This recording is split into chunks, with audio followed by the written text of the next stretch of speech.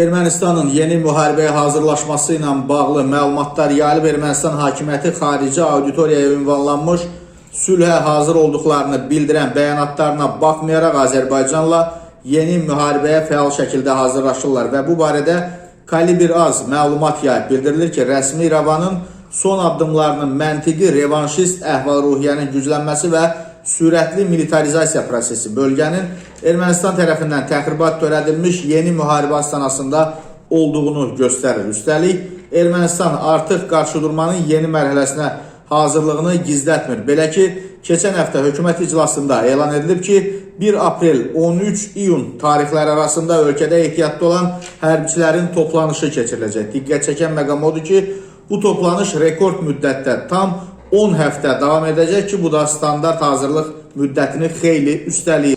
Bundan əlavə, Kalibr Az redaksiyasına etibarlı mənbələrdən daxil olan məlumata görə İrəvan apreldə müharibəyə başlamağı planlaşdırır. Toplanan faktlar və məlumatlar Ermənistanın sərhəddə aqressiv hərəkətlərə məqsədyönlü şəkildə hazırlaşdığını göstərir ki, bu da yeni eskalasiya təhlükəsini real edir. Daha əvvəl də bildirmişdi ki, Ermənistanın hərbi planlamasında Blitzkrieg konsepsiyası şərti sərhəddəki yaşayış məntəqələrinin ildırım sürəti ilə işğalı nəzərdə tutulur. Son aylarda Ermənistanın hərbi avanturaya hazırlaşmasının sübutları daha aydın şəkildə görünməyə başlayıb. Eskalasiya prosesində xüsusi rolü rəsmi olaraq müşahidə missiyası, dırnaqarası müşahidə missiyası kimi təqdim edilən Avropa İttifaqının missiyası oynayır və onların fəaliyyəti tamamilə fərqli mənzərə yaradır. Sərhəd boyunca xüsusilə də mümkün toqquşma zonalarında kəşfiyyat işləri fəallaşıb. Avropalı dırnaqarası müşahidəçilər sistematik olaraq əraziləri araşdırır,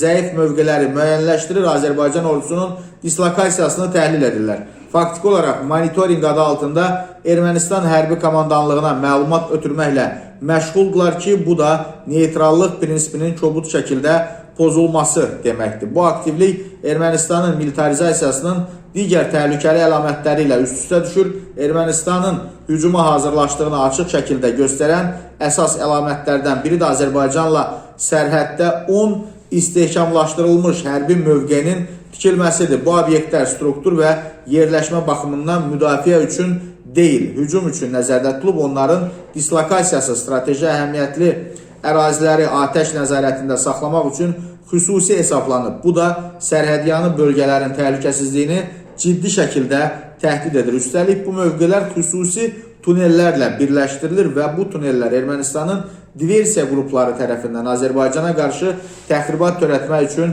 istifadə ediləcək. Ermənistan yeni hərbi təxribat hazırlayaraq reallığı dəyişdirmək və sonra bunu artıq baş vermiş fakt kimi təqdim etməyə çalışır. Plan ondan ibarətdir ki, sərhəddə vəziyyətin qəfil dəyişməsi Azərbaycanı fakt qarşısında qoyacaq və onu aqressiyanın özünə deyil, nəticələrinə reaksiya verməyə məcbur edəcək. Belə planları həyata keçirmək üçün ciddi resurslar lazımdır. Son 2 ildə Ermənistan hərbi alışlarını kəskin şəkildə artıraraq Fransa və Hindistandan silah almağa milyardlarla dollar xərcləyib. Xüsusilə ötən ilin payızında məlum olub ki, Hindistanın Ermənistana ilk Akash Zenit raket kompleksləri artıq göndərilib. New Indian Express nəşrinin məlumatına görə Ermənistan 2022-ci ildə Hindistanla 15 Akash raket sistemi almaq üçün 60 milyard rupi, təxminən 710 milyon dollar dəyərində müqavilə imzalayıb və bu silahı alan ilk xarici ölkə olub. Akash sistemi yer-hava tipli raketlərdən olub, 25 kilometr məsafədə qırıcı təyyarələrə, qanadlı raketlərə, hava-yer raketlərinə, pilotsuz uçuş aparatlarına və digər hava hədəflərinə qarşı istifadə edilə bilir. Fransa isə öz maraqlarını bölgədə gücləndirmək məqsədi ilə Ermənistanı hava hücumundan müdafiə sistemləri, artilleriya və zirehli texnika ilə təchiz edir və belə ki, Ermənistanın müasir Kaiser 155 mm-lik özü yeriyən artilleriya qurğuları və onların komplekt hissələri, həmçinin tank əleyhinə raket sistemləri və hava tipli raketlər tədarük edilib. Bundan əlavə Ermənistan ordusu R-511 və R-530 hava raketləri və 30 ədəd RIX tank əleyhinə raket kompleksi, Almaniya istehsalı olan DM-32 və digər silah sursatlar tədarük olunub. Avropa İttifaqı da öz rolunu oynayır.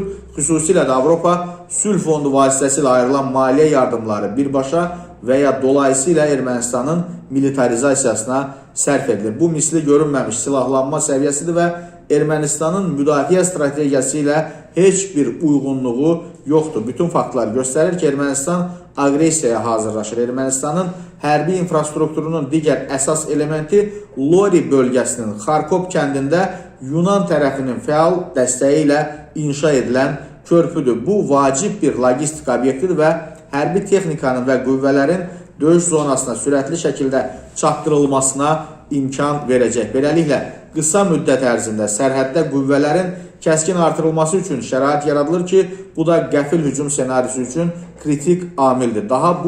Bütün bu faktlar vahid strateji planın mövcudluğunu göstərir və yeni eskalasiya kimi qiymətləndirilir. Bu vəziyyətdə mümkün döyüş əməliyyatlarının başlanmasının bütün məsuliyyəti Ermənistanın və onun himayədarlarının üzərinə düşəcək. Azərbaycan dəfələrlə sülh dialoquna hazır olduğunu nümayiş etdirib, lakin hər hansı güc tətbiqi senarisi qətiyyətlə dəf ediləcək. Bakı öz ərazi bütövlüyünü və vətəndaşlarının təhlükəsizliyini qorumaq üçün kifayət qədər imkanlara malikdir. Ermənistan rəhbərliyi yeni hərbi təxribat kartına oynayır, lakin bu addım onların özləri üçün fəlakətli nəticələrə səbəb olacaq. Dəmri yumruq yerindədir və ölkəmizə qarşı istənilən avantura sərt və ildırım sürətli cavabla qarşılanacaq. Bundan sonra İrəvan yenidən mərhəmət diləməyə məcbur olacaq. Ermənistanın hərbi siyasi rəhbərliyinin hələ də düşünmək üçün vaxtı var. Əks halda İrəvandakı bütün inşaat texnikası